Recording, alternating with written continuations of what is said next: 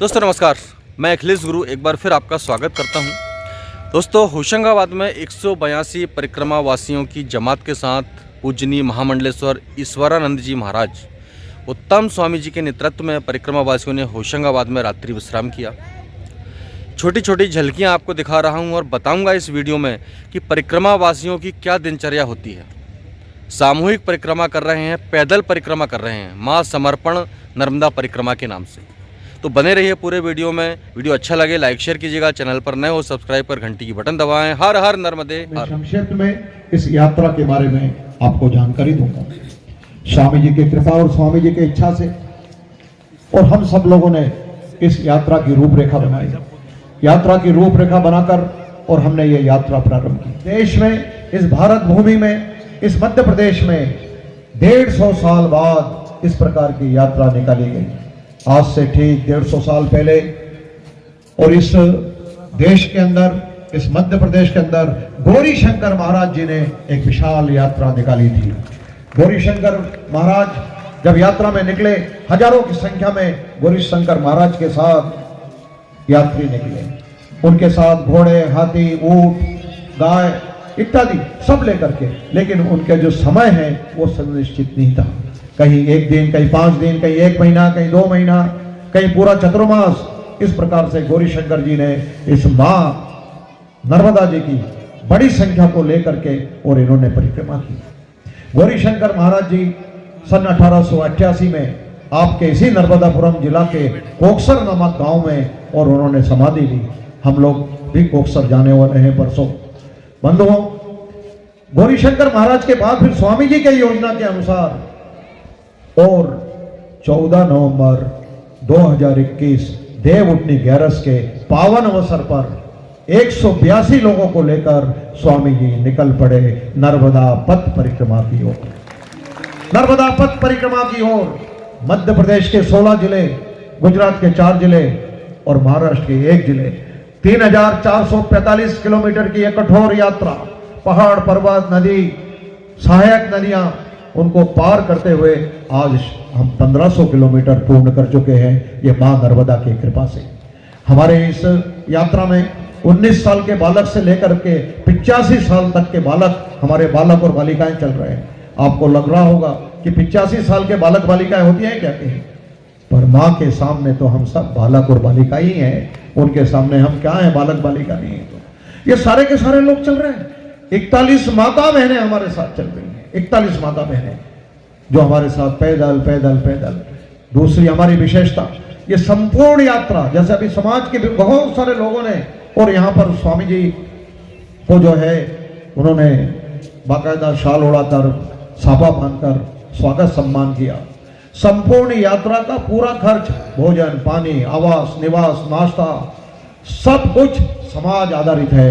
कई भारतीय जनता पार्टी के कार्यकर्ता, हमारे मंडल अध्यक्ष, महामंत्री, विधायक, सांसद, जिले के कार्यकर्ता, जिले के पदाधिकारी, राष्ट्रीय स्वयंसेवक संघ, विश्व हिंदू परिषद, समाज आधारित ये यात्रा है। ये यात्रा भी इस प्रकार की भारत भूमि पर पहली बार है।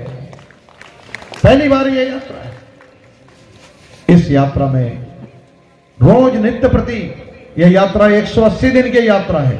उसमें 72वां पड़ाव आज हम मां नर्मदा के तट पर इस अग्रवाल धर्मशाला में आज हमारी यात्रा का यहाँ पर रात्रि विश्राम है। बंधुओं, मैं गर्व से ये भी कहना चाहता हूं, ये विशेष प्रकार की यात्रा स्वामी जी ने इसको बनाया। रोज स्वामी जी के मुखारविंद से हम लोग सब नर्मदा पुराण सुनते हैं। रोज हम स्वामी जी का प्रवचन सुनते हैं।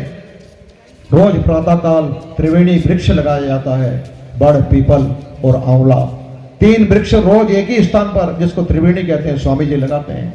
उसके बाद नर्मदा को स्मरण करते हुए और स्वामी जी हनुमान चालीसा कहते हुए हम सब यात्रियों को लेकर के आगे बढ़ते हैं। बंधुओं, मैं अधिक कुछ ना कहते हुए इस यात्रा के अंदर आप और हम, हमारे यात्री और संपूर्ण जो लोग मेरे सामने बैठे हुए हैं, सारे व्यवस्थापक, ये तो सहायक हैं लेकिन महत्वपूर्ण नहीं है। महत्वपूर्ण मात्र 2 लोग हैं। एक है साक्षात मां जिसके आंचल में हम लोग जा रहे हैं, और एक है हमारे स्वामी जी जिनकी उंगली पकड़ करके हम लोग जा रहे हैं। इस 2 लोगों के भरोसे वास्तव में हम सब निकले हैं। आप सब लोगों से केवल एक ही निवेदन है कि आप हमें आशीर्वाद दें कि हम इस यात्रा को पूर्ण करके 1 मई 2022 को इसकी पूर्ण आहुति हम सब लोग और सलकनपुर पहाड़ी के सामने आंवली घाट में हम इसको विराम दें। स्वामी जी कहते हैं कि यात्रा कभी समाप्त नहीं होती, यात्रा तो चलती रहेगी, कोई ना कोई यात्रा करता रहेगा, लेकिन हमारे इस यात्रा को हम विराम देंगे। आप सब लोग 1 मई 2022 को आंवली घाट में आप सभी आमंत्रित हैं। पानी में बिन प्यासी मोहे देखत आवे हसी, आत्मज्ञान बिनु नर कई भटके, कहीं मथुरा कहीं काशी। इसलिए मैंने पहले ही कहा था, तन सुख चाहता है, मन दुख में रहता है और आत्मा आनंद चाहता है। इसलिए जीवन में हम ईश्वर प्राप्त करने के लायक है या नहीं है। मोक्ष, स्वर्ग, ईश्वर के चरण, उस अवस्था में जाए या नहीं जाए, ये भी हमारी कोई अवस्था नहीं है। हमने कितने पाप किए, कितने पुण्य किए, इसका भी कोई किसी प्रकार से थर्मामीटर हमारे पास में नहीं है। लेकिन मुझे लगता है कि जीवन में अगर असत्य भाषण भी अगर किसी ने त्याग दिया, उसको कहीं जाने की जरूरत नहीं, परमात्मा उसके पास उसके लेने के लिए आएंगे। ये सत्य है महाराज। राजा हरि कब से प्रारंभ की आपने परिक्रमा, कब शुरू की थी आपने? बोलिए नर्मदा मैया की जय।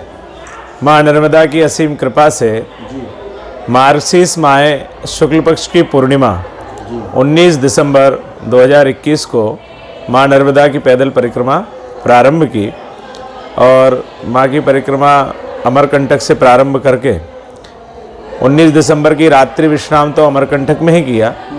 20 तारीख को प्रातः चले तो माँ नर्मदा का जो पहला संगम है अरंडी संगम पहुंचकर वहाँ 3 दिन का अनुष्ठान किया और उस अनुष्ठान के बाद माँ की असीम कृपा हुई।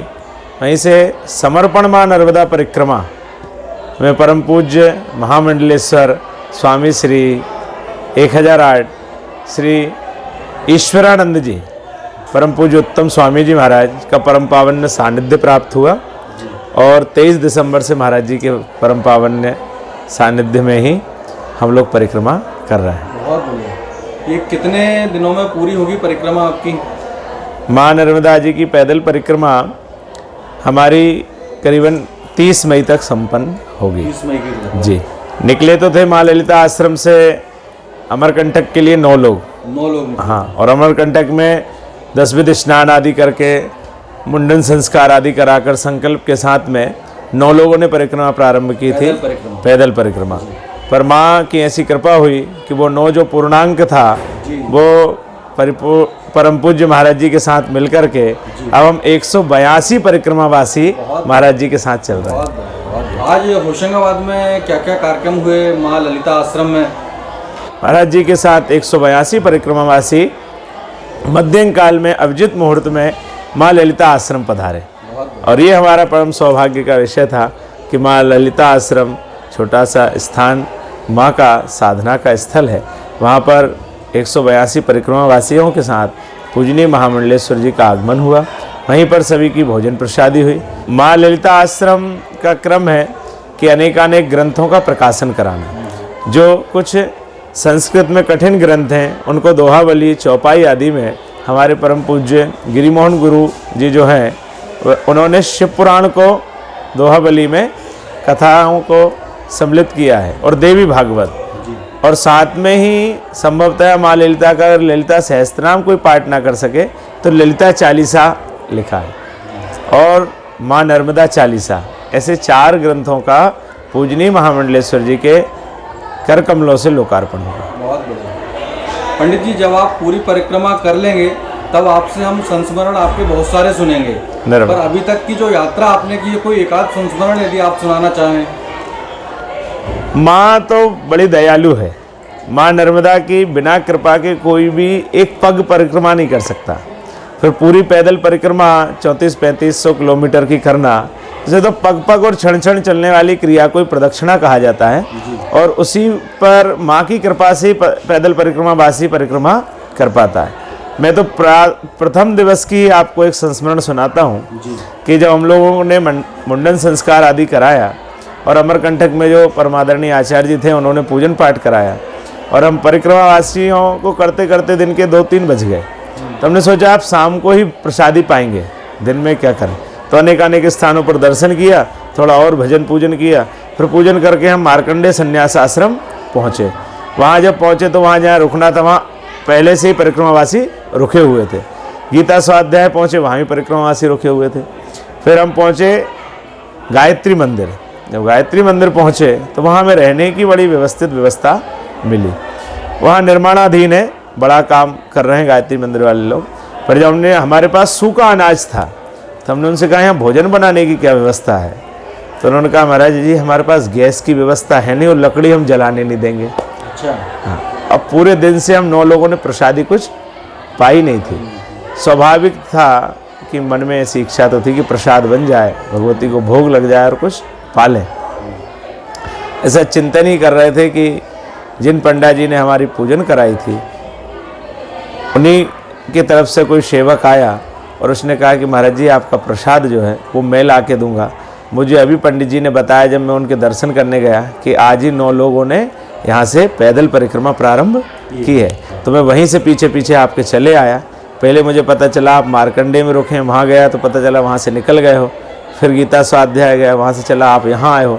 तो आप लोग आज भोजन नहीं बनाना, मैं भोजन ला कर दूँगा। मां नर्मदा ने प्रथम ही दिन कुछ क्षण के लिए परीक्षाएं भी ली और तत्क्षण जो है कि व्यवस्थाएं भी कर दी। माँ बड़ी दयालु है। कहा भी गया है कि कुपुत्रो जायेता क्वचिदपि कुमाता न भवती।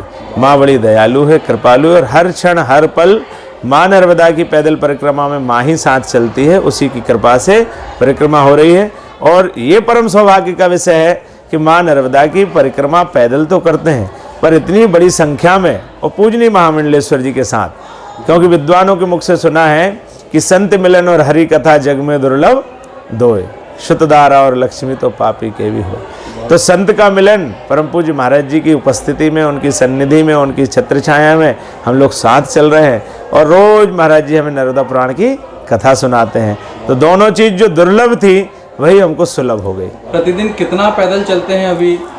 सामान्य रूप से 25 से 27 किलोमीटर, कभी 20 किलोमीटर, 20 से कम नहीं होता है। अच्छा। है ना, 20, 25, 27 इस प्रकार का। हाँ, रेगुलर।